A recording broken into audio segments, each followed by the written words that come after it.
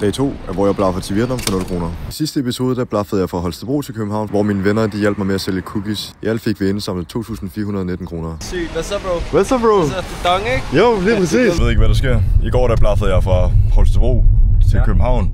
Så i dag så er jeg på sidequest med Albert og Skins. Så 100%. Helt til Vietnam, bror. Det skal jeg nok. Fortæl dem, hvordan vi har det her, ikke? Vi ses, chatten. Albert har aldrig blaffet før, og han skulle til Horsens, så jeg vælger at tage ham under vingerne. Det er derfor, vi er på vej til Horsens. Det er jo fordi, jeg har lavet en sang, der hedder Horsens. I København bliver vi samlet op af Silje, som skal køres hele vejen til Fredericia. Det er rigtig forkælet. Ja, virkelig. Wow. Silje, hun var så sød at give os frokost, hvilket er mega sødt af hende. Vi siger farvel til søde Silje, og turen går ellers videre mod Horsens. Albert fik spillet sin sang i Horsens, og jeg skulle til at videre. På det her tidspunkt var klokken 5 om eftermiddagen, og jeg skulle videre mod Tyskland. Hvor kører I mig hen? Til Sydvejle. Sydvejle. Jeg har fået et lift videre til Vejle Syd, og her går der vitterligt ingen biler. Det ser ud til, at jeg har fået et lift under. 2 mix teambox. Ja, tak.